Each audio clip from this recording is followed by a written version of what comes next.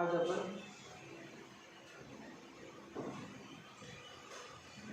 Class 11 केमिस्ट्रीचा नवीन chapter घेणार आहोत. त्याचं नाव आहे केमिकल इक्विलिब्रियम. 12वा चॅप्टर आहे केमिकल इक्विलिब्रियम. केमिकल इक्विलिब्रियम 11वीमधला 12वा चॅप्टर केमिकल इक्विलिब्रियम आणि 12वीमध्ये आयनिक इक्विलिब्रियम आहे. 12वीमध्ये याच्या पुढचे चॅप्टर कुठला आहे कंटिन्युअस आयनिक इक्विलिब्रियम आणि केमिकल इक्विलिब्रियम. इक्विलिब्रियम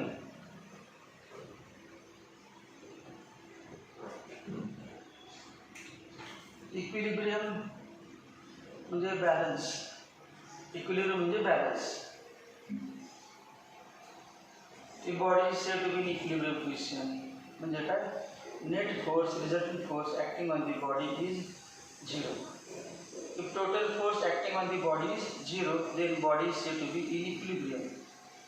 या ठिकाणी बॉडीने केमिकल इक्विलिब्रियम आहे त्यामुळे रिॲक्शन्स आहे. डायरेक्ट इक्विलिब्रियम सुरुवात नाही थोडंसं डेफिनेशन आहे. एक दोन रिॲक्शन दिले बघा. फर्स्ट रिॲक्शन एक रिॲक्शन आहे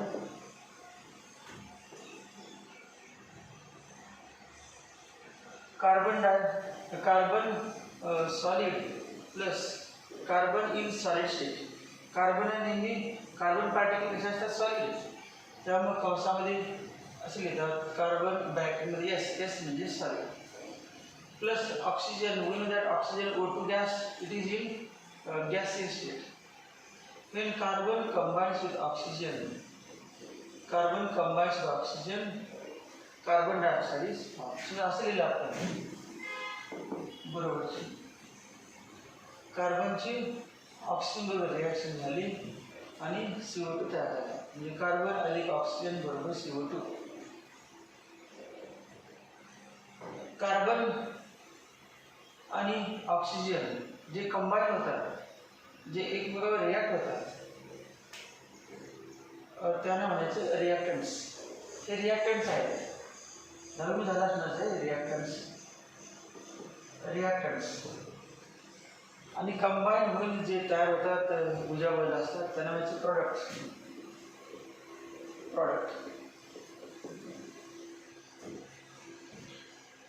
carbon combines with oxygen and CO2 is formed. This CO2 escapes to the atmosphere. Carbon dioxide ॲटमॉस्फिअरला जाते गॅस असणार. त्यामुळे पुन्हा CO2चं आपोआप C+O2 होत नाही. C+O2 होत नाही. एकदा कार्बन प्लस ऑक्सिजन कंबाईन झाले कार्बन डायऑक्साईड तयार झाले की पुन्हा कार्बन डायऑक्साईडपासून ऑक्सिजन तयार केले आणि ऑक्सिजन सिलेंडर भरले. तसं होत नाही. कार्बन डायऑक्साईडपासून ऑक्सिजन कधी तयार करत नाही. ऑक्सिजन तयार करण्यासाठी वेगवेगळे दुसरे ऑक्सिजन रिच कंपाऊंड्स असतात, ऑक्झिलियरी कंपाऊंड, त्यापासून तयार करतात. रिव्हर्स रिॲक्शन करायला हाय टेम्परेचर लागते. म्हणजे कॉस्टली प्रोसेस. काय तयार करू शकतो आपण, डिफिकल्ट आहे. मग when solid carbon combines with gaseous oxygen, gaseous carbon dioxide is formed. Once gaseous carbon dioxide is formed, this gaseous carbon dioxide cannot be converted into carbon and oxygen normally cannot होत नाही. मग लिहायचं कसं, it is represented by arrow, single arrow.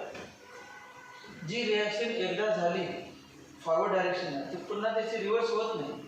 जे carbon plus oxygen CO2 तयार झाला आणि CO2चं पुन्हा कार्बन आणि ऑक्सिजन होत नसेल तर याला म्हणायचं irreversible reaction. And it is denoted by he reaction कुठलं आहे इरिव्हर्सिबल.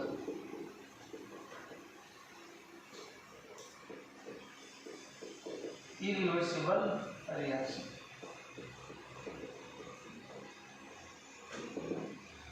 इरिव्हर्स म्हणजे नॉट रिव्हर्स. रिव्हर्स घेता येत नाही त्या रिॲक्शनला. दुसरं एक एक्झाम्पल आहे KClO3 on thermal decomposition. KClO3 potassium chlorate solid potassium chlorate S म्हणजे solid on heating gets decomposition होते, सेपरेशन होते आणि दोन कंपाऊंड तयार होतात पोटॅशियम क्लोराईड आणि O2. बॅलन्स करतो. ऑक्सिजन 3 आहेत, 3 वोल्ट. ऑक्सिजन 3 आहेत, 3 वोल्ट. ऑक्सिजन 6 झाले, 2 KCl. 2 KCl. ऑक्सिजन 6 झाले. समजा असं पण नसेल तर ऑक्सिजन डायबोल किती आहे बघा, 3 आणि उद्यावरला किती आहे, 2. मग 2 चे 3 बराबर 3 न म्हणलं किती झाले, 6. आणि पाहिजे 3 किती झाले, 3 × 2 6. पण आपल्याला पाहिजे 3, 2 न भागायचं, 3/2. 2 न गुणलं 6 मल्टिप्लाय आणि बोथ साइड बाय 2. दोन्ही बाजूला 2 न म्हणायचं. मग काय ना 2 KClO3 solid heat 2 KCl plus 2 cancel होणार, 3O2. Then potassium chlorate is heated and decomposition gives potassium chloride and oxygen. Potassium chloride and oxygen cannot give KClO3 again after combination. या दोघांचं कॉम्बिनेशन होऊन पुन्हा त्याचं आपण काय करू शकत नाही, तर KClO3 तयार करत नाही, डिफिकल्ट आहे. मग अशी जी रिॲक्शन असते ती एकदा फॉरवर्ड डायरेक्शनने झाली की पुन्हा रिव्हर्स होऊ शकत नाही. उदाहरण, water flows from higher level to lower level. पाणी वरून सोडलं तर खाली आपोआप येते, पण खालून पाणी वर आपोआप जात नाही. मग काही मोटर बसायला पाहिजे किंवा काय करायला पाहिजे, परंतु आपोआप जात नाही. मग ती प्रोसेस आहे. Flow of water from higher level to lower level is irreversible process. Irreversible process. तेच पाणी जमिनीवर पडलं असेल, जमीन अपूर्वत हळूहळू पुढे चालते, रिव्हर्स घेऊ शकते. कारण हॉरिझॉन्टल असल्यामुळं स्पीड कमी आहे. म्हणजे ज्या प्रोसेसची स्पीड कमी असते, जी प्रोसेस स्लो असते, मनातील तेव्हा रिव्हर्स घेतात. आपण चालत तेव्हा लगेच रिव्हर्स घेतो, सायकल चालत तर लगेच रिव्हर्स घेता येत नाही. रिव्हर्स घ्यायचं मनात आलं तर थोडंसं पुढे जाऊन पुन्हा स्पीड जी आहे कमी करून स्लो करून थांबून पुन्हा रिव्हर्स घ्यायला. ज्या ज्या प्रोसेस फास्ट असतात त्या कधी रिव्हर्सिबल नसतात. ज्या रिव्हर्सिबल प्रोसेस असतात त्या स्लो असतात. Slow process are reversible. केमिस्ट्रीचा थर्मोडायनॅमिक्स मी चॅप्टर 12मध्ये, फिजिक्समध्ये पण आणि केमिस्ट्रीमध्ये पण, दोन्हीमध्ये त्यामध्ये आहे slow process.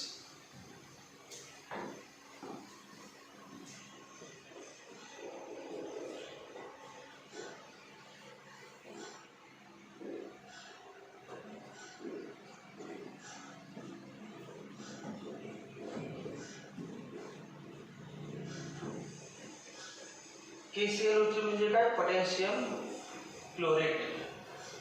ClO3 ion, chlorate ion. ClO3 K plus ClO3 minus, त्याला म्हणजे chlorate ion. Chlorate ion. Potassium chloride, potassium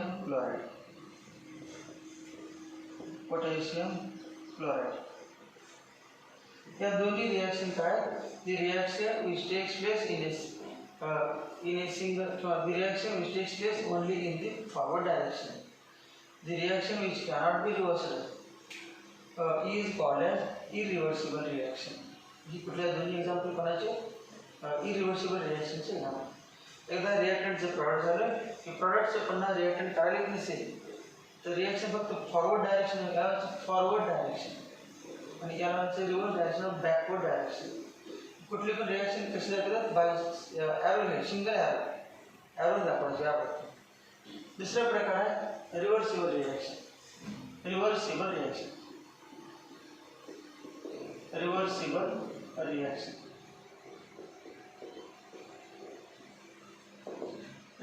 reaction म्हणजे H2 plus O2, H2 plus I2 combine झाले तर काय तयार होतं, 2HR. H2 plus I2 2HR. H2 gas, I2 gas आहे का काय, HI गॅस आहे. हे दोन्ही बाजूला आधार होतात, दोन्ही बाजूला ॲरो असते, दोन पण हा, हे पण बरोबर आहे आणि हे सुद्धा बरोबर आहे.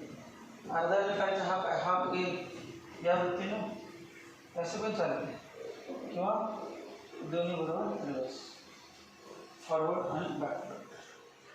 H2 plus I2 equal to pH आहे. हायड्रोजन आयोडाईड गॅस आहे, HR आणि रिव्हर्सिबल प्रोसेस आहे, कारण का HR is a powerful reducing agent.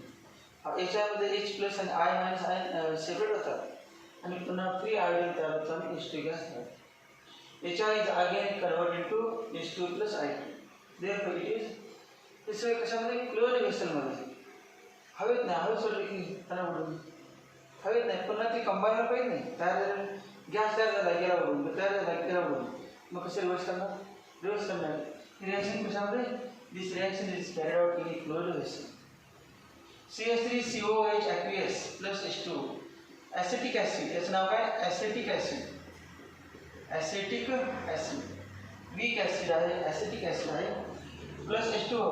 दुसरं आयोपेशन नेम माहिती आहे, दोन कार्बनचं पेरेंट नेम एथ, दोन कार्बनचे माहिती आहे एथ, आणि ॲसिड आहे आणि single bond carbon single bond ANE आणि E काढायचं आणि ॲसिड असेल तर OIC acid, ethanoic acid, ethanoic acid. हा जो आयन तयार झाला CH3CO मायनस आयन, त्याचं नाव acetate ion, acetate ion, acetate ion plus actually काय तयार होते? CH3COO minus plus H plus या व्यतिरिक्त तयार होते प्लस वॉटर प्लस H2. तर H2 मध्ये ऑक्सिजनवरती दोन इलेक्ट्रॉन पेअर असतात, मग ऑक्सिजन इलेक्ट्रॉन देतो. इलेक्ट्रॉन दिल्यामुळे काय होणार? एक इलेक्ट्रॉन हायड्रोजनला दिला, मग याने दिला म्हणून काय प्लस आणि घेतला म्हणून म्हणजे यानं इलेक्ट्रॉन घेतला म्हणून मायनस आणि अगोदरचा प्लस मायनस कॅन्सल. नंतर ऑक्सिजन H आणि H, एक इलेक्ट्रॉन दिला नाही, दिला म्हणून काय जो अजून एक पेअर आहे, इलेक्ट्रॉनची पेअर दोन होते बघा, दोन, त्यात एक आहे शिल्लक, एक इलेक्ट्रॉन दिल्यामुळे प्लस आणि याने घेतल्यामुळे मायनस आणि अगोदरचा प्लस मायनस कॅन्सल झाला. मग हा जो आयन तयार झाला त्याला म्हणायचं hydronium ion. H3O plus H3O plus aqueous, H3O plus aqueous हे लिक्विड वॉटर. मग याला कुठला आयन म्हणायचं? Hydronium ion. या दोन्ही रिॲक्शन कसे? जर वीक ॲसिडची कुठलं पण वीक ॲसिड आहे वॉटरवर रिॲक्शन करा, रिव्हर्सिबल रिॲक्शन असते. एवढी weak acid when reacts with water, this reaction is reversible reaction. Reversible reaction म्हणजे काय? This reaction, in this reaction the reactant cannot be completely gets reacted. या रिॲक्शन मध्ये जे रिॲक्टंट आहे कम्प्लीट रिॲक्ट होत नाही, काहीतरी शिल्लक राहते. समजा एखाद्या नॉर्मल विद्यार्थी असेल, क्वेश्चन पेपर दिला 100 मार्काचं, त्याचं काहीतरी लिहायचं राहतेच. 100पैकी 100 मार्क लिहित नाही, 10 मार्क राहू दे, 20 मार्क राहू दे, 30 मार्क राहू दे, 40 मार्क राहू दे, सगळे राहू दे, परंतु लिहायचं राहतेच. आणि किंवा एक 20-25 मार्क लिहिले की तो थांबतो विद्यार्थी. थांबला म्हणजे ओळखायचं की reversible reaction, rate of forward reaction equal to rate of backward reaction. तो थांबलेला नाही, पण आपल्याला सगळ्यांना वाटते की त्याने पेपर लिहायचं बंद केल्याचा थांबलेला नाही, विचार चालू असतात. परंतु फॉरवर्ड रिॲक्शन आणि बॅकवर्ड रिॲक्शन जे आठवण्याचे विचार आणि न आठवण्याचे एकमेकाला बॅलन्स करतात, कॅन्सल करतात. सगळ्यांना वाटते थांबलेलं आहे, परंतु रिॲक्शन सुरू असते. त्याला म्हणजे डायनॅमिक इक्विलिब्रियम. त्या रिॲक्शनचं नाव काय? Dynamic equilibrium. Reaction appear to be stopped but reactant is not stopped. Reaction stop झाले नसते, थांबले असं वाटतं. रिॲक्शनचे दोन प्रकार आहेत. तर या चॅप्टरमध्ये आपलं हेच महत्त्वाचं आहे. 12वीचं चॅप्टर आयन इक्विलिब्रियम, त्याच्यामध्ये इक्विलिब्रियम जे आहे त्यामध्ये रिव्हर्सिबल रिॲक्शन इम्पॉर्टंट आहे. दोन प्रकारचे रिॲक्शन, इरिव्हर्सिबल आणि रिव्हर्सिबल. एक्झाम्पल आहे काय वर्ष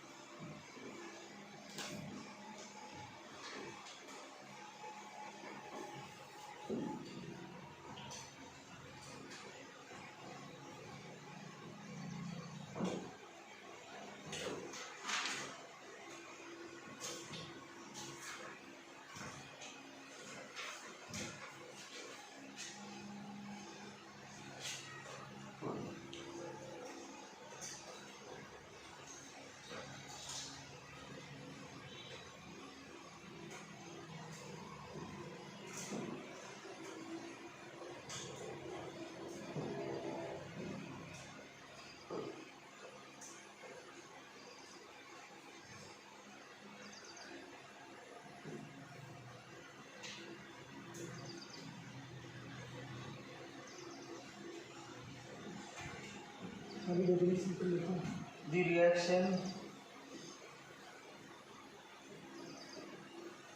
which occurs in only one direction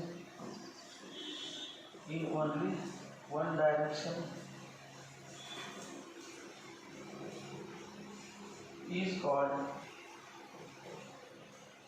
irreversible reaction. Irreversible reaction.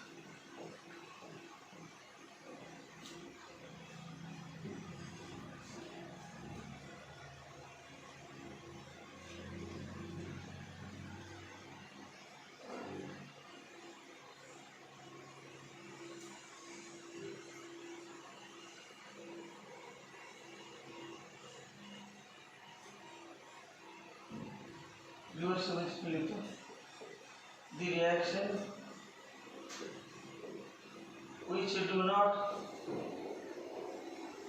go for completion,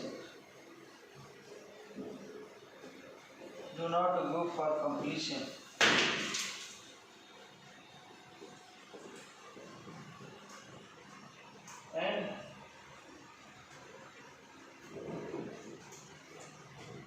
the reaction which do not go for completion and occurs in both directions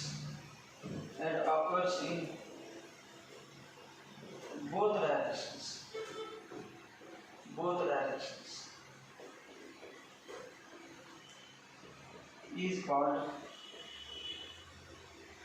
reversible reaction.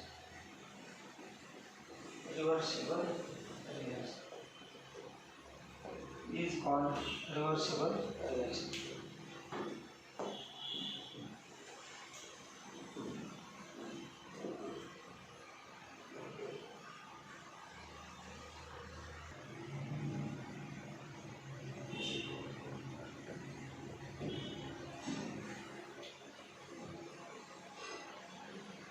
अजून एक example बघा, जे reaction एकच आहे परंतु ते रिव्हर्सिबल पण होते आणि इरिव्हर्सिबल पण होते, दोन्ही पण होते. फक्त कंडिशन काय, closed vessel open vessel, closed container open container. समजा हे घेतलं आपण कंपाऊंड CaCO3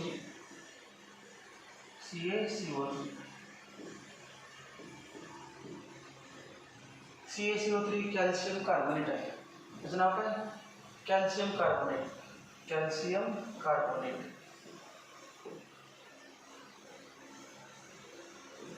हे कॅल्शियम कार्बोनेट आहे कंपाऊंड. त्याच्यावर जो आयन आहे Ca2 plus CO3 2 minus CO3 2 minus नाव कार्बोनेट आयन, कार्बोनेट आयन. त्याचं काय करणार आपण, हिटिंग डिकम्पोजिशन, त्याला हीट दिली आणि कशामध्ये, ओपन कंटेनरमध्ये घ्यायचं, ओपन व्हेसलमध्ये घ्यायचं आणि हीट द्यायची. हीट दिल्यानंतर त्याचं डिकम्पोजिशन होणार आणि कॅल्शियमचं ऑक्साईड तयार होणार आणि कार्बनचं पण ऑक्साईड. कॅल्शियमचं ऑक्साईड CaO प्लस कार्बनचं oxide carbon dioxide. Calcium alkaline earth, कॅल्शियमकडे अल्कलाइन अर्थ, 2 इलेक्ट्रॉन असतात ऑटोमेशनमध्ये, त्यामध्ये सल्फर पण 2 इलेक्ट्रॉन देऊ शकतो, प्लस ऑक्सिजन पण 2 इलेक्ट्रॉन घेऊ शकतो. ऑक्सिजनची टेंडन्सी काय, 2 इलेक्ट्रॉन घेण्याची आणि त्याची 2 इलेक्ट्रॉन देण्याची. मग याच्यामध्ये CO कॅल्शियम ऑक्साईड तयार आहे, मेटल ऑक्साईड, हे कॅल्शियम ऑक्साईड. कॅल्शियम ऑक्साईडचं दुसरं नाव आहे क्विक लाईम किंवा फक्त लाईम पण म्हणतात, लाईम.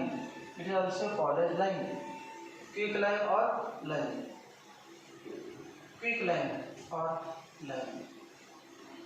आणि हे ओपन कंटेनरमध्ये असेल reaction. This reaction is carried out in open container.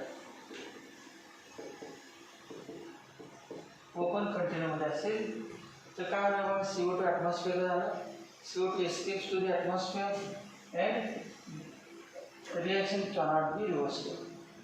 CO2 जर पुन्हा CO कंबाईन झाला तर काय होणार, CaCO3. CO2 त्याला लगेच निघून जातो, मोरला पण एकटाच, परत रिव्हर्सिबल रिॲक्शन हा प्रश्न आहे. म्हणजे it is irreversible reaction.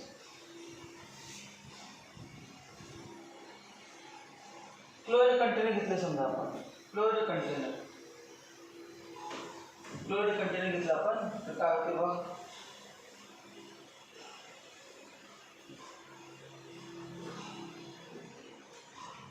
In chloride container घेतलं, कॅल्शियम कार्बोनेटला हीट दिली पुन्हा, calcium carbonate solid on heating gets decomposed CaO solid plus CO2 gas. परंतु ही रिॲक्शन कशी होते, रिव्हर्सिबल. CO2 आहेच, जाऊ शकत नाही क्लोराईड असल्यावर. जस्ट रिॲक्टेड केमिकल प्रॉडक्ट तयार होईल तर पुन्हा काय होते, त्यांनी कंबाईन होतं अपॉक्समध्ये आणि कंबाईन होऊन रिव्हर्स रिॲक्शन स्टार्ट होते. मग रिव्हर्सिबल रिॲक्शन पॉसिबल आहे. It is reversible reaction in a chloride container. Reaction of calcium carbonate is reversible. In open container, reaction of calcium carbonate is irreversible. मग आता तिथे दोघांच्या खाली सेपरेट लिहायची काय गरज नाही. खाली इन ओपन कंटेनर म्हणा लिहिला आणि दिसते आरो सिंगल म्हणजे इरिव्हर्सिबल असणार, तसं पुन्हा शब्द असते इरिव्हर्सिबल. नंतर इन क्लोराईड कंटेनर म्हणा रिॲक्शन त्या दोन्ही पण, chloride कंटेनरला रिव्हर्सिबलला, open कंटेनरला irreversible.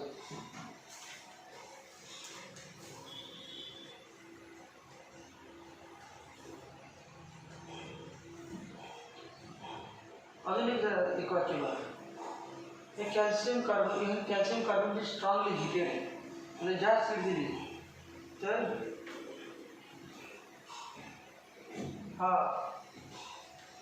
Bright white it becomes bright white. त्याला हीट दिला पण कॅल्शियम कार्बोनेटला तयार झाला आणि CO तयार होतो आणि हीट दिल्यानंतर काय होतं, हा ब्राईट व्हाईट म्हणजे एकदम शुभ्र पांढरा प्रकाश चमकतो.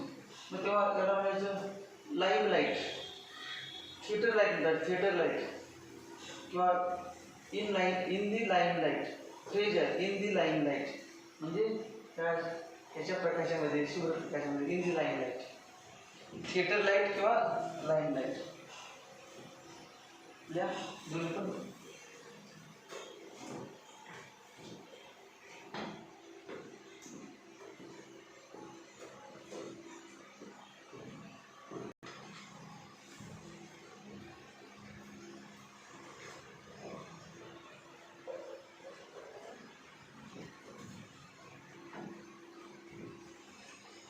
चॅप्टर नाव आहे केमिकल इक्विलिब्रियम.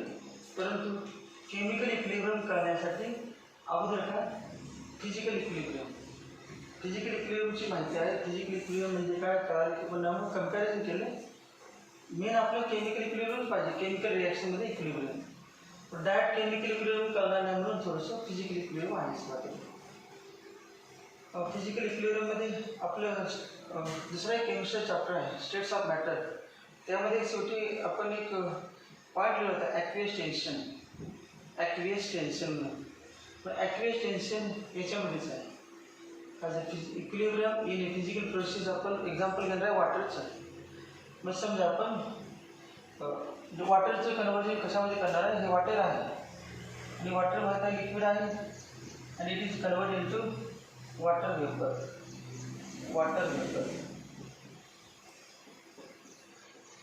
वॉटरचं वॉटर वेपर करणार आहे कशामध्ये, in a closed container, in a closed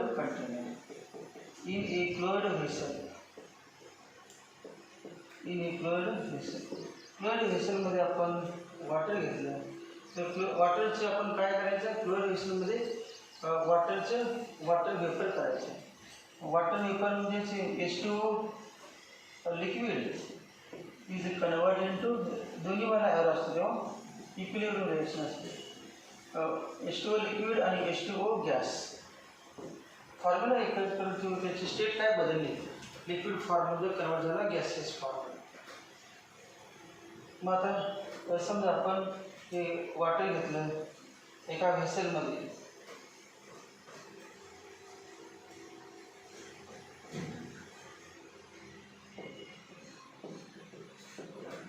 water घेतलेलं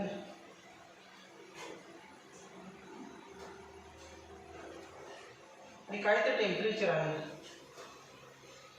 टेम्परेचर नसताना पण तुम्हाला माहीत आहे की या ठिकाणी पाण्याचे चिकटले असतात, खालच्या वरला झाकण असेल तर पिंप असेल पाण्यावर उचलल्यानंतर आपण उभं झाल्यानंतर पाणी पडतं. रात्रभर तसंच ठेवलं असतं, सकाळपर्यंत टोकून काढलं तर खाली पडतं पाणी. मग तुम्हाला पाणी खाली वर कसं काय आले, ज्यांना माहीत नाही पहिल्यांदा बोललं ते होणार नाही. असं तर पाणी खालचं वर गेले,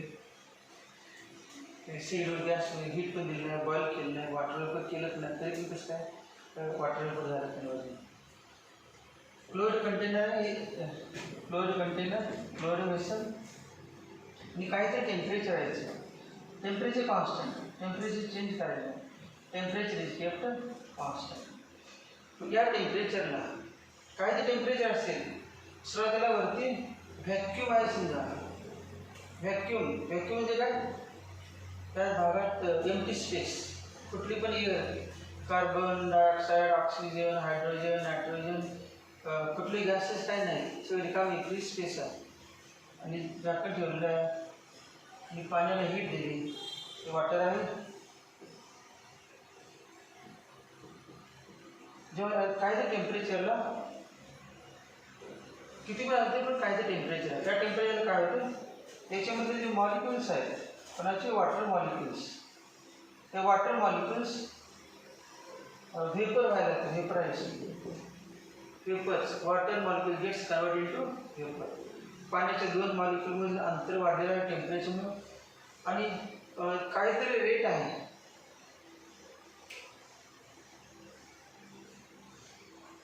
रेट ऑफ व्हेपरायझेशन म्हणतात. रेट ऑफ व्हेपरायझेशन म्हणजे काय, नंबर ऑफ मॉलिक्युल्स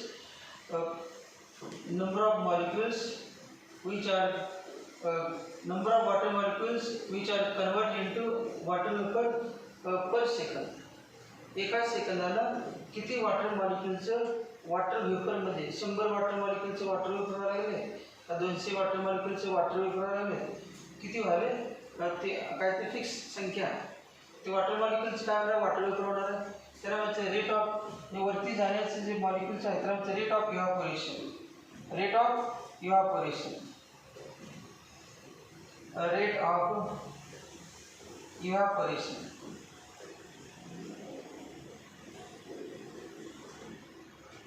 मॉलिक्युल वर चालल्यात, वरती गर्दी वाढवल्या आणि एक वेळ असेल की गर्दी झाल्यानंतर ते कंबाईन होणार आणि पुन्हा रिव्हर्स खाली यायचा प्रयत्न, सगळे नाही काय येतील तरी कंबाईन होते. मग त्याला म्हणायचं कंडेन्सेशन. वरची जे मॉलिक्युल आहेत कंडेन्स एकत्र कंबाईन होणार त्यामुळे कंडेन्सेशन. आणि वरती चाललेले प्रोसेस म्हणजे काय, इव्हॅपोरेशन.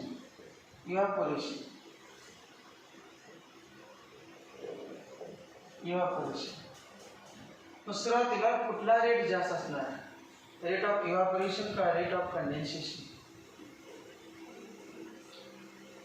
वरून खाली यायचा प्रश्न वर पण नाहीच, सुरुवातीला वर येत पण नाही. आता तर स्टार्ट होणार प्रोसेस, वरती कोण नाही तर खाली कसे येतील, वरती वॉटर पण नाही तर कंबाईन होऊन वॉटर कसं तयार होईल. सुरुवातीला किती आहे, रेट ऑफ कंडेन्सेशन 0.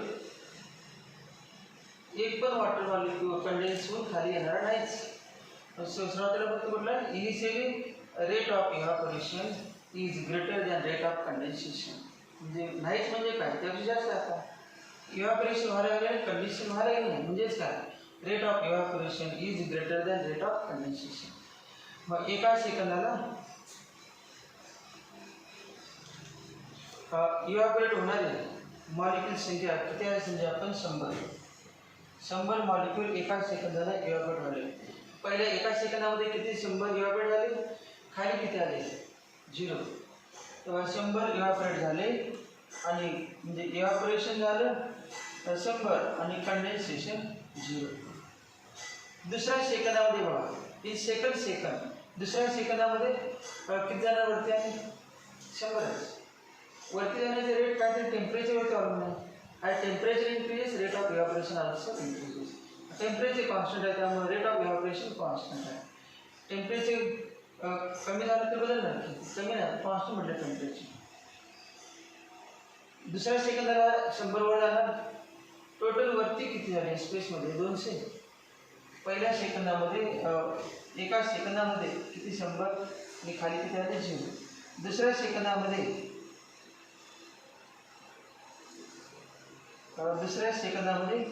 वरती किती आहे टोटल 200. 2 सेकंदामध्ये 2 लिहिले 1 म्हटलं नाही.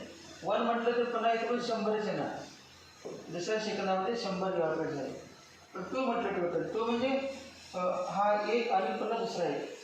आफ्टर 2 टाइम गेले समजा after 2 seconds total number of molecules present equal to 200. वरती किती गेले जातात 2 सेकंदामध्ये. रेट ऑफ इव्हॅपोरेशन 100 आहे पण वरती किती आहे 2 सेकंदामध्ये 200 आहे. मग तेव्हा त्यातील एक समजा 10 कंबाईन झाले आणि खाली आले. मग रेट ऑफ दुसऱ्या सेकंदामध्ये जेव्हा 100 वर गेले तेव्हा दुसऱ्या सेकंदामध्ये खाली किती आले वरून. वरती टोटल किती 200 होते. मग 200 पैकी 10 खाली आले. मग वरती किती राहिले शिल्लक 190.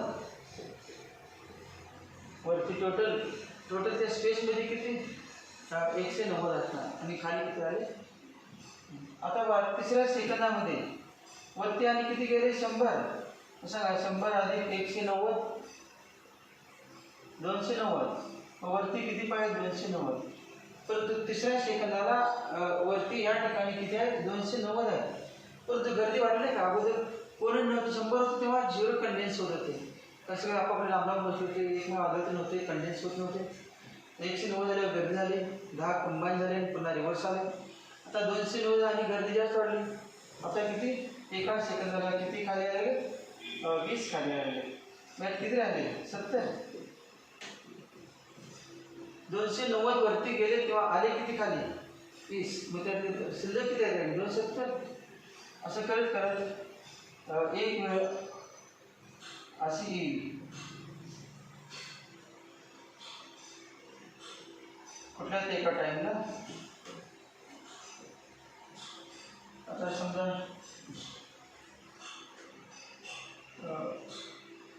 हे वाढत जाणार फिक्स आहे. अजून एक घेतो अजून डायरेक्ट 25 घेतो. 3 सेकंदाला 270. 4 सेकंदाला 4 5 6 10 सेकंद होतो. आणि 10 सेकंदाला वरती झाले 100 किती वाजता पाहिजे. ते मॉडेल येणार नाही आपल्याला लगेच कॉम्प्लीट होणार. 10 सेकंदामध्ये टोटल किती आहे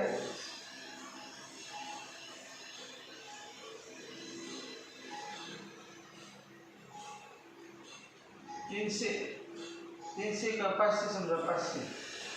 आणि तेव्हा 10 सेकंदामध्ये 10व्या सेकंदाला एका सेकंदाला खाली किती आहे 10 सेकंद टोटल 10 झाले. पण ते 10व्या सेकंदाला वर तेव्हा गेले 100 तेव्हा खाली किती येणार 100 आले. समजा खाली किती 100. वर पण किती गेले त्यातील प्रत्येक सेकंदाला 100. प्रत्येक सेकंदाला वरती किती जातात 100. परंतु एक 10 सेकंदानंतर काय झालं बा वरती जेव्हा 100 गेले त्या भागात किती आहेत ते किती असते. वरती जेव्हा 100 गेले तेव्हा खाली पण 100 आले. मग आता वरती फिक्स राहिले बा वरती फिक्स राहिले किती राहिले असतील 1 500 400 आणि 490 असतील. ते माहीत नाही का किती असतील काय. पुढचं आपण केलं चालते परंतु 100 रुपयापर्यंत ते बरं आकडा पण सापडतो किती 550. आता कसा काय विचार करू नका काय असेल ते असेल. आपण बघा कुठल्या तरी एका टाईमला आफ्टर सम टाईम ह्या कुठल्या तरी एका टाईमला काय होणार खाली पण किती येणार एका सेकंदाला. मग खाली यायला एका सेकंदामध्ये 100. वर चालले एका सेकंदामध्ये 100 इथे कायम किती राहणार. या ठिकाणी तुम्ही मोजून बघितले कायम किती राहणार 550 झाले. आणि 550 जेव्हा झाले तेव्हा कळालं की 550 नंतर पुढे 100 वर 100 खाली 100 वर गेले किती झाले 750. मग त्यावेळेला 100 खाली आले किती आले 550. 100 वर गेले 100 वाढायचे चान्स नाही. आपल्याला समजा 100 रुपये सापडले त्याला 100 रुपये पडले. इथून असं तुम्ही मुंबईपर्यंत गेले नाही आपल्या पैशामध्ये काय रुपये पडले का 100 रुपये पडले 100 रुपये सापडले 100 रुपये पडले 100 रुपये सापडले. तुम्ही त्या ठिकाणी जात नाही बघा तेवढंच आहे. तुम्ही विनाकारण आपण टाइम्स करत बसलं पैसे सापडायचे घ्यायचे करायचे सारखं प्रोसेस चालू. म्हणजे फिक्स राहिले किती 550. ते व्हेपर मॉलिक्यूल काय करतात त्या निवांत बसत आहेत. व्हेपर मॉलिक्यूल गॅस मॉलिक्यूल सारखे आहेत. They have tendency to move with different velocity in different direction. During their motion they exert pressure on the liquid. या लिक्विड वॉलवरती पण प्रेशर लावतात. त्या लिक्विडवरती काय करतात ते प्रेशर लावतात. They exert pressure on the liquid. This pressure is called vapour pressure. त्या प्रेशर नाव काय सॅच्युरेटेड व्हेपर प्रेशर. त्या व्हेपर प्रेशर डेफिनेशन बघा. डेफिनेशन करायच्या अगोदर when rate of evaporation equal to rate of condensation the system is said to be equilibrium. हे equilibrium म्हणजे काय इक्विलिब्रियम म्हणजे काय या ठिकाणचे वरती गॅस मॉलिक्यूल होते ते वाढत पण नाहीत कमी पण होत नाहीत. जेवढे वरती जातात तेवढे खाली येतात. ते प्रोसेस आहे ना म्हणजेच पेपर सोडण्याचा रेट आणि न सोडण्याचा रेट इक्वल पॉईंट म्हणजे सोडायला लागलेच नाही. तुम्ही म्हणा दिवसभर बघत बसणार 550च काय फरकच पडेना. फरक का पडणार नाही because rate of evaporation equal rate of condensation. म्हणजे 550 बसलेले आहे ते काय करायला प्रेशर लावलं. The pressure exerted by the vapours water vapors. The pressure exerted by the water vapors on the water vapor झाला दिसत पण नाही. water vapor पेट्रोल वर झाला पेट्रोल कुठे आहे पाण्याचे वेपर लावणार. The pressure exerted by the water vapors on the water surface on the water at a given temperature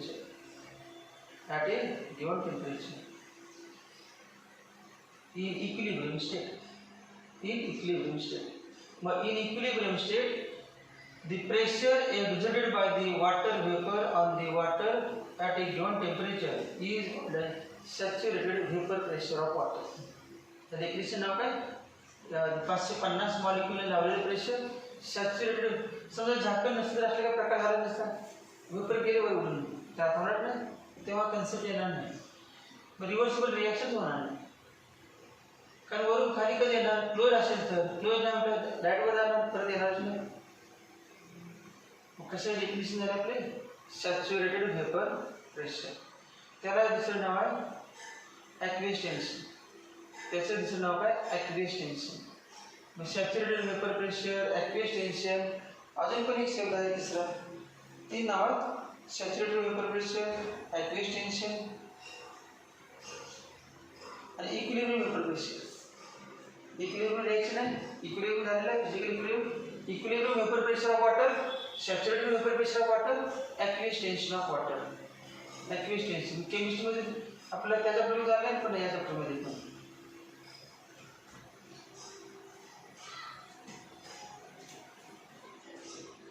रिएक्शनला इकडे नको कारण diagram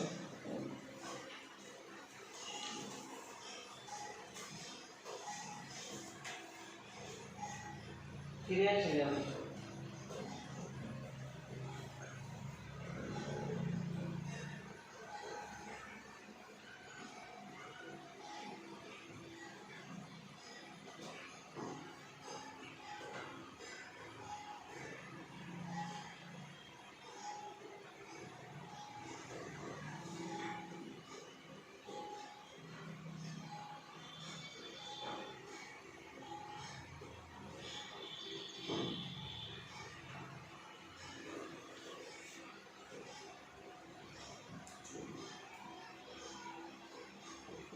Yeah, in equilibrium state,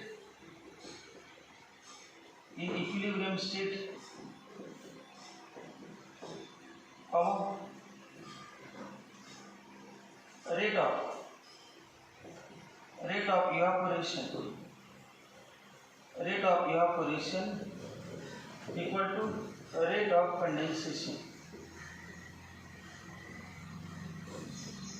Rate of evaporation equal to rate of condensation. rate of evaporation equal to rate of condensation.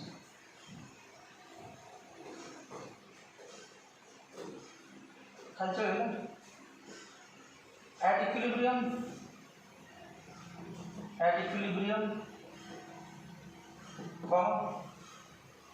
the pressure exerted by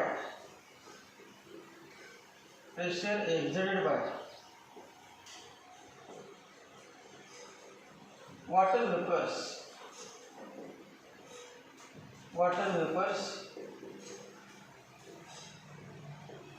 the pressure exerted by water vapors on the water at a given temperature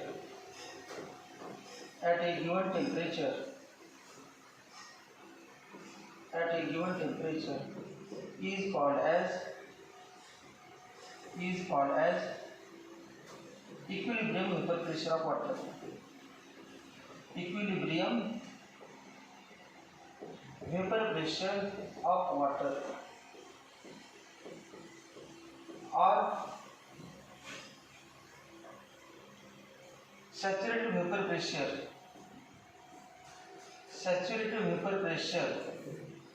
of water or aqueous tension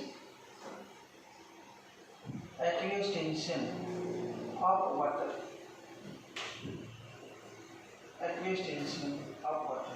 क्या होता है aqueous tension? aqueous tension म्हणजे काय? वाटरचं tension, aqueous tension.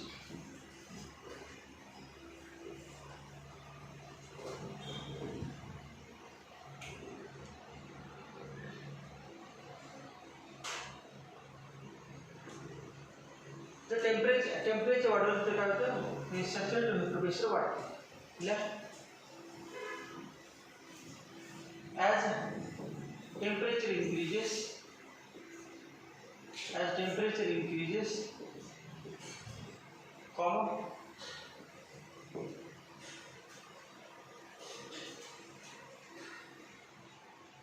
saturated vapor pressure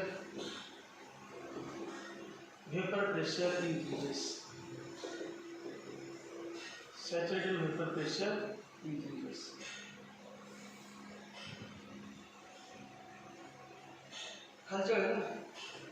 At 100 degrees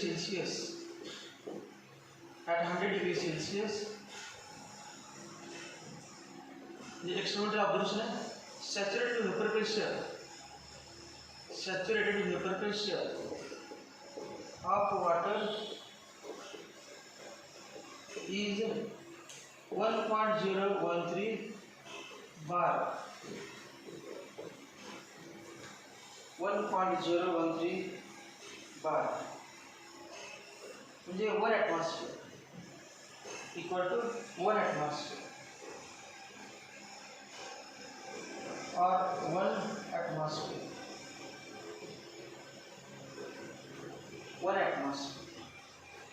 1.013 bar म्हणजे काय 1 atmosphere. आणि तुम्हाला माहिती आहे या टेम्परेचरला आणि 1 atmosphere काय केलं, कारण 1 atmosphere प्रेशर पण 1 atmosphere आहे. ॲटमॉस्फिअर प्रेशर किती असते नेहमी 1 atmosphere. मग ॲटमॉस्फिअरचं पण 1 atmosphere आणि क्लोज व्हेसल घेतलं, त्यात पाणी घेतलं आणि त्याचं काय झालं व्हेपर्स व्हायला लागले. आपण टेम्परेचर वाढत गेलो आणि कुठल्याच एका टेम्परेचरला असं आढळलं की किती 100 डिग्री सेल्सिअसला असं आढळलं की पाणी उकळायला लागले. Water starts boiling at 100 degree Celsius. आणि बरोबर 100 डिग्री सेल्सिअस टेम्परेचरला पाण्याचं व्हेपर प्रेशर किती झालं. आपण ॲटमॉस्फिअर प्रेशर काय माहीत नाही. समजा 100 डिग्री सेल्सिअस टेम्परेचरला आपण व्हेपर प्रेशर बघितलं तेव्हा झालं 1 atmosphere आणि ॲटमॉस्फिअर पण 1 atmosphere म्हणजे the temperature at which vapor pressure of liquid is equal to atmospheric pressure. ज्या टेम्परेचर आता पाण्याचं 100 डिग्री सेल्सिअसला वेपर प्रेशर किती होतं 1 atmosphere. दुसरा सबस्टन्स 100 लागत नाही, 30ला 1 atmosphere होईल, काहीचे 20ला होईल, काहीला 200ला 1 atmosphere. किती का ना ज्या टेम्परेचरला त्या सोल्युशन लावलेलं सोल्युशनच्या वरती वेपर त्यांनी लावलं प्रेशर 1 ॲटमॉस्फिअर झाले त्या सोल्युशन बघायचे बॉईल व्हायला स्टॉप झाला कधी बॉईल होते vapour pressure equal to atmosphere pressure आणि वेपर प्रेशर कसं वाढते बाय इंक्रीजिंग टेम्परेचर तर पाणी आपल्याला माहिती आहे 100 डिग्री सध्या तुम्ही घराच्या बघितलं पाणी उकळायला नाही आपल्याला कारण तेव्हाचं जे वेपर प्रेशर आहे एवढे वेसर असेल तरी पण तुम्ही झाकून ठेवला तुम्ही उकळणार नाही ते कारण ते वेपर प्रेशर कमी आहे 1 ॲटमॉस्फिअर कधी 100 डिग्री सेल्सिअसला 100 डिग्री सेल्सिअसला पण डिक्रीज करायचं आपल्याला boiling point of pure water for any pure liquid वॉटरसाठी नाही for any pure liquid the temperature at which for any pure liquid कुठलं पण पाहिजे प्युअर पाहिजे ते लिक्विड प्युअर आहे इम्प्युअर ओळखायचं कसं समजा दुधाचं बॉइलिंग पॉईंट प्युअर दुधाचं बॉइलिंग पॉईंट काय असेल आणि आपण त्यात पाणी मिक्स करून दिलं असेल दूध देणार आहे आणि ते त्याचा बॉइलिंग पॉईंट आपण बघितला समजा बॉइलिंग पॉईंट थोडा चेंज झाला असेल तर त्याचं त्यामध्ये पाणी मिसते प्युअरचं बॉइलिंग फिक्स असतं किंवा पाणी प्युअर वॉटर असेल तर 100 डिग्री सेल्सिअस इम्प्युअर वॉटर असेल तर बॉइलिंग पॉईंट 100 असेल चेंज होते बॉइलिंग पॉईंट 100.01 काय असेल जास्त चेंज असतं परंतु थोडा चेंज झाले बघायचं ते इम्प्युअर आहे to check the purity of liquid boiling point is the criterion. Boiling point is the criterion used to check the purity of the substance. now upon definition क्या करेंगे for any pure liquid the temperature at which vapor pressure of that liquid is equal to vapor pressure of that liquid is equal to कितनी atmospheric pressure जी 1 atmosphere is called as boiling point of that liquid. Let definition boiling point for any pure liquid BP boiling point short form लिखते काय करणार नाही blood pressure म्हणणार boiling पॉइंटला BP म्हणजे boiling point for any pure liquid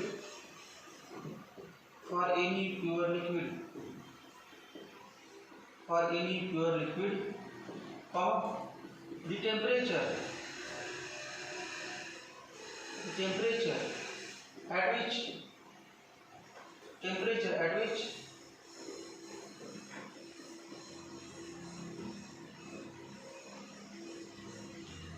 temperature at which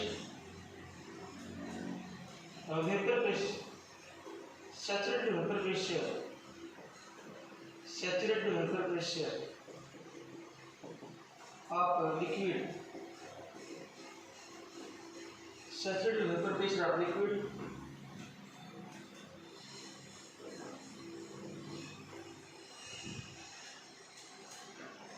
equals 1 atmosphere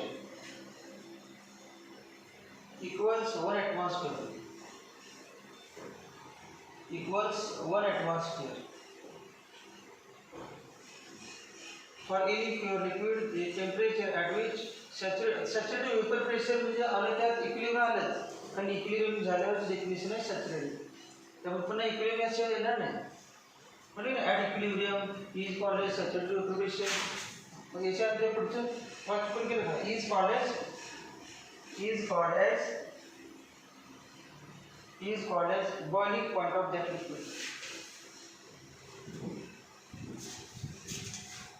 boiling point of that liquid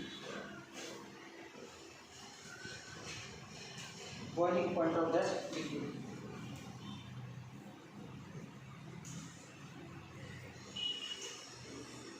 याच्यानंतर पुढचं point आहे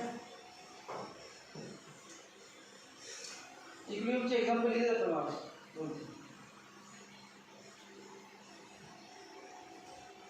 याच्यानंतर solid liquid equilibrium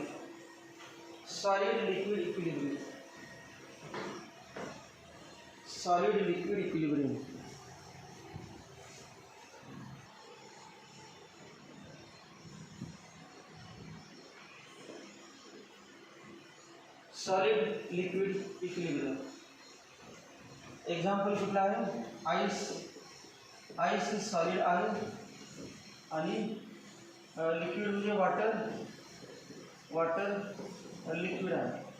ice water equilibrium. Ice is converted into water and water is converted into ice. That is, this system is in equilibrium. Equilibrium. So the solids, so 1 gram ice असे सुरुवातीला काय होणार, बर्फाचं पाणी होण्याचा rate जास्त, बर्फाचं पाणी होण्याचा rate जास्त. हे आईस आहे त्याचं पाणी वाढलेलं आहे आणि परत हळूहळू काय होणार, वॉटर झालेलं वॉटर मॉलिक्यूल कंबाईन होत असतील आणि कंबाईन ते जेवढे सेल्सिअसला काय आयस कंडिशन 4, 5, 10, 5 असं तर मग होणार नाही. ते जेवढे सेल्सिअसला पाण्याचं पण बर्फ होत असतं आणि बर्फाचं पाणी दोन्ही प्रोसेस चालू असतात. आईस समजा एका ठराविक टेम्परेचर जेवढे सेल्सिअसला 1 किलोग्राम वॉटरचं एक किलोग्राम आईसचं कन्वर्जन कशामध्ये झालं, 1 किलोग्राम वॉटरमध्ये झालं आणि त्याच वेळेला 1 किलोग्राम वॉटरचं कन्वर्जन 1 किलोग्राम आईसमध्ये झालं. म्हणजेच इक्विलिब्रियम झाले. Rate of conversion of ice into water vapour and water into ice vapour is equal, therefore rate of forward reaction equal to rate of backward reaction, rate of reverse reaction. Therefore this system is in equilibrium, solid liquid equilibrium. तुला माहिती किंवा हे रिॲक्शनला दिली जाते कसं असं मला example reaction example consider a mixture of ice and water in consider a mixture of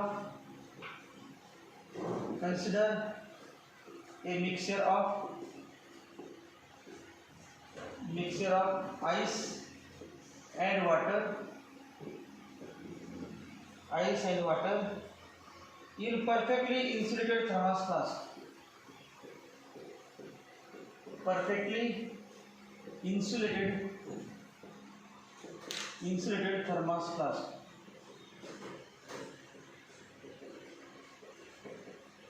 at 0 degree Celsius. तर 0 डिग्री सेल्सिअस किलो मी सांगा 273 ब्रॅकेटमध्ये 273 किलो. थर्मास फ्लास्क घ्यायचा आणि थर्मास फ्लास्कला आईस आणि वॉटर दोघांचं मिक्सर त्या थर्मास फ्लास्कमध्ये ठेवायचं 0 डिग्री सेल्सिअस. त्यामध्ये inter conversion होतं आणि इक्विलिब्रियम प्रोसेस.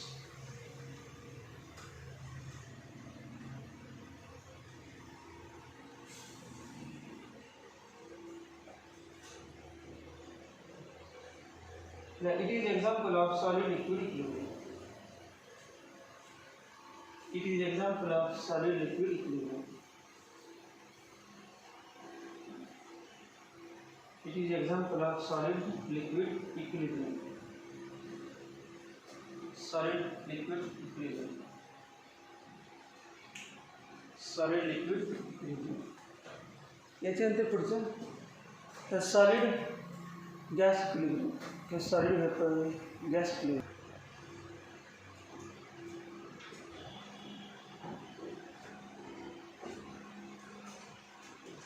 आयोडीनची क्रिस्टल घ्यायची, आयोडीन सॉलिड आहे I2, आयोडीनची क्रिस्टल घ्यायची आणि आयोडीनची क्रिस्टल इस्पिटाचे क्लोराईड व्हेसलमध्ये ठेवायचे. आता आयोडीनच्या क्रिस्टलचे कन्वर्जन कशामध्ये होते, आयोडीन वेपर्स आणि आयोडीन वेपर्सचं कन्वर्जन पुन्हा कारण बघा आयोडीन ठेवलेलं आहे, आयोडीन क्रिस्टल्स क्लोराईड व्हेसल आहे, आयोडीनचे क्रिस्टलचं कन्वर्जन त्याचे वेपरमध्ये व्हायला आणि वेपर पुन्हा जवळजवळ पुन्हा आयोडीन क्रिस्टल व्हायला. पहिला वरती आहे प्रोसेस काय, रेट ऑफ आयोडीन क्रिस्टलच्या आयोडीन वेपर झाले, रेट ऑफ सब्लिमेशन आणि वरून खाली घ्यायचं रेट ऑफ क्रिस्टलायझेशन. याचं क्रिस्टल तयार होते खाली सॉलिड व्हायला रेट ऑफ सब्लिमेशन आणि रेट ऑफ क्रिस्टलायझेशन त्याच्यात इक्वल. म्हणजे in equilibrium rate of sublimation is equal to rate of crystallisation. मग ही पुढची प्रोसेस आहे ती कुठली आहे, पुढची प्रोसेस सब्लिमेशन आणि रिव्हर्स काय ते क्रिस्टलायझेशन. कुठल्या ते एकावर असं रिॲक्शन होती त्याच्यावर आयोडीन सॉलिडचं आयोडीन गॅस तयार होतो आणि iodine gas iodine solid solid crystal crystal iodine crystals तो गॅस आहे.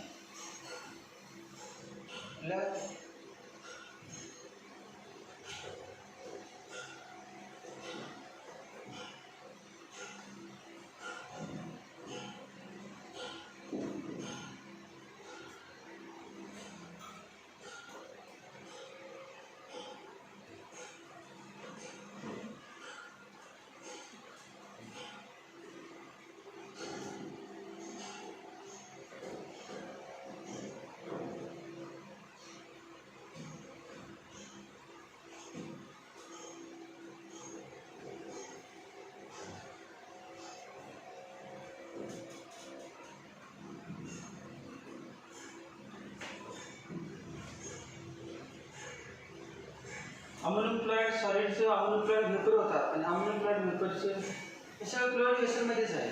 क्लोरिनेशन असेल तर ते व्हेपर सोडून झालं रिव्हर्स रिएक्शन होणार आहे. आणि क्लोरिनेशनमध्ये कंडिशन आपण एक सोपं एक्झाम्पल आहे ट्रायगिस असं म्हटलं. ट्रायगिस म्हणजे काय म्हटलं बघा, हे शुगर घ्यायची आणि वॉटर घ्यायचं. वॉटर घेतलेलं आणि शुगर घ्यायची आणि शुगर हळूहळू वॉटरमध्ये टाकायची आणि सोल्युबलची फ्लूइड सोल्युशन करायचं. काय एक वेळ अशी किंवा असं नाही की अगोदर रूम टेम्परेचरला आहे. टेम्परेचर किती आहे समजा 30 डिग्री सेल्सिअस. 30 डिग्री सेल्सिअसला 1 लिटर पाणी घेतलं. 1 लिटर पाण्यामध्ये साखर टाकली. किती काहीतरी ग्राम साखर विरघळली सोल्युबल झाली. साखर किती समजा एक 10 ग्राम साखर किंवा 20 ग्राम किती असेल तेवढं 10 ग्राम साखर काय डिझॉल्व झाली. आता पुढे डिझॉल्व होत नाही. टेम्परेचर वाढवायचं. साखर टाकलेली आहे ती वेगळी ना टेम्परेचर वाढवायचं. टेम्परेचर 40 केलं अजून 20 ग्राम डिझॉल्व झाले. 20 ग्राम टेम्परेचर 50 केलं अजून किती 30 ग्राम डिझॉल्व झाले. जसं टेम्परेचर वाढायचं साखरेचं डिझॉल्व होण्याचं प्रमाण वाढत चाललं आहे. आणि कुलिंग केलं तर पुन्हा साखर घ्या ना एक क्रिस्टलाइज होणार त्यामध्ये शुगरचे क्रिस्टल्स तयार होणार. रिव्हर्स झालं का अगोदर शुगर क्रिस्टल होते पाण्यात टाकले डिझॉल्व झाले आणि पुन्हा टेम्परेचर कमी कमी झालं. आपण रूम टेम्परेचर यायला लागलं तर रूम टेम्परेचरवरती दहा एक्स्ट्रा व्हायला साखरची वेगळी होती ती कुलिंग करताना क्रिस्टल तयार होतात.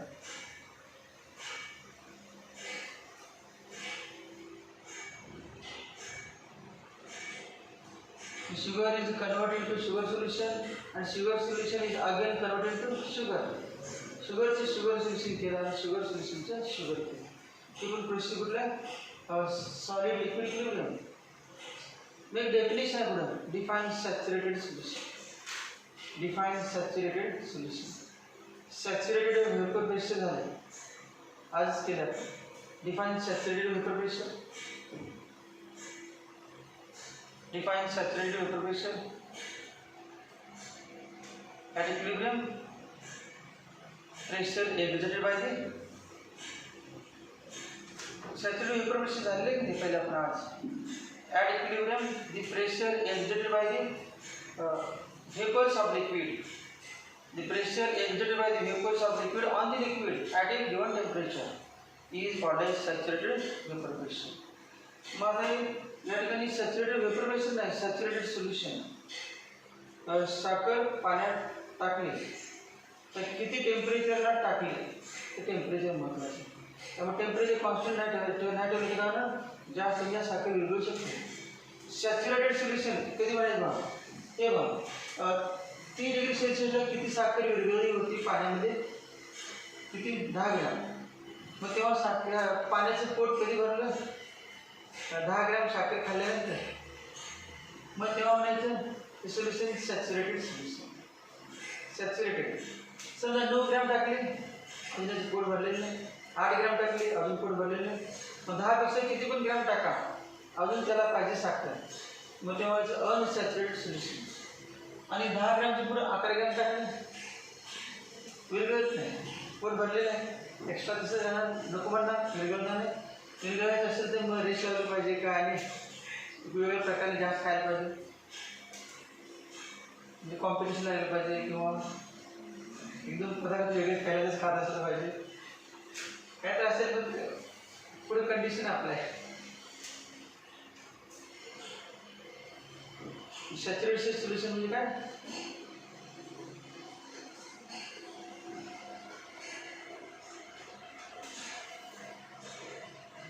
at equilibrium.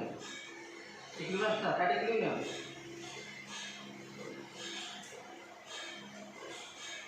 The concentration of solvent. Concentration म्हणजे काय? एका लिटरमध्ये 10 ग्रॅम. कॉन्सन्ट्रेशन काय आहे? 10 gram per litre. Concentration of solution is not increased. 10 gram एका लिटरमध्ये 10 ग्रॅम 11 ग्रॅम करू शकत नाही. ॲट ए पर्टिक्युलर टेम्परेचर त्यापेक्षा जास्त ॲट टेम्परेचर विरघळणार नाही. मग त्याला म्हणायचं it is the concentration of solution. It is the concentration of solution in a saturated solution. The saturated differential. It is concentration of solution at a given temperature when liquid is in equilibrium with solid. Liquid जेव्हा solid बरोबर equilibrium असेल तेव्हा ठराविक टेम्परेचरला त्यामध्ये जे concentration असते त्या concentration आपण त्या सोल्युशनचं नाव काय? ठराविक अमाऊंटपेक्षा जास्त अमाऊंट जर आपण त्या सोल्युशनमध्ये ॲड करू शकत नसेल मग तेवढे अमाऊंट ॲड केल्यानंतर त्याची कपॅसिटी संपली मग तेव्हा त्या कंडिशनला सॅच्युरेटेड सोल्युशन. कुठल्या पण लिक्विड घेऊ शकते. Saturated solution of NaCl, saturated solution of AgCl, saturated solution of sugar, कुठलं पण घेऊ शकते सॅच्युरेटेड सोल्युशन. या डेफिनेशन सॅच्युरेटेड 3 प्रकार आहेत. Unsaturated, saturated, super saturated. Unsaturated म्हणजे काय? No saturation. सॅच्युरेशन म्हणजे सॅच्युरेशन आणि सुपर सॅच्युरेशन म्हणजे प्रेसिपिटेट स्पेस PPT म्हणजे डिझॉल्व होत नाही PPT करायचं.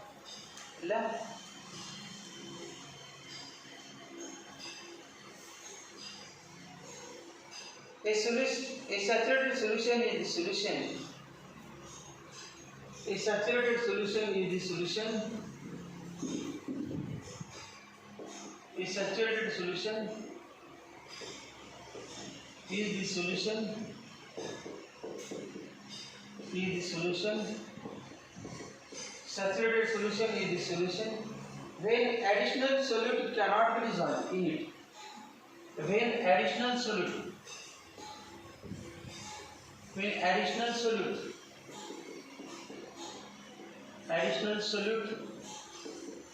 cannot be dissolved in it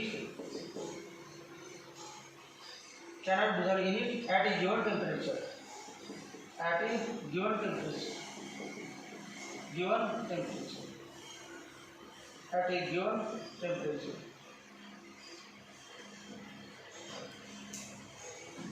समजा आपण आपलं उदाहरण घेतलं तर सकाळी समजा तुम्ही 7 वाजता किंवा 8 वाजता काहीतरी नाश्ता करणार आहे, जेवणार आहे, तेव्हा सकाळची वेळ म्हणजे टेम्परेचर, दुपारची वेळ म्हणजे दुसरं टेम्परेचर, म्हणजे वेगवेगळं टायमिंग नाही त्यावर टेम्परेचर वेगळं. समजा एखाद्या व्यक्ती फक्त सकाळी नाश्ता करणार डायरेक्ट दुपारी तेव्हा काय आहे जास्त अमाऊंट असणार कारण टेम्परेचर वाढलं समजा भूक जास्त लागली टेम्परेचर वाढलेलं मग सकाळी असेल तर मग 1 चपाती खाणार असेल तर दुपार असेल 2 खाणार 3 खाणार म्हणजे कसं वाटलं टेम्परेचर वाढते. मग त्यानंतर थांबला कंटिन्यूस काय दिवसभर खात बसणार म्हणजे सॅच्युरेशन किती होणार पोट किती होणार. A saturated solution is the solution when additional solute cannot be dissolved in it at a given temperature. म्हणजे किती आग्रह केला तरी एक्स्ट्रा काय खायचं नाही त्यापेक्षा जास्त जाणार पण नाही प्रयत्न केला तर बाहेर येणार मग त्याच कंडिशनला म्हणायचं सॅच्युरेटेड सोल्युशन. त्याच्यानंतर आता नवीन पॉईंट आहे इक्विलिब्रियम इन केमिकल प्रोसेस. पुढे महत्त्वाचं चॅप्टर नाव आहे chemical equilibrium in chemical process.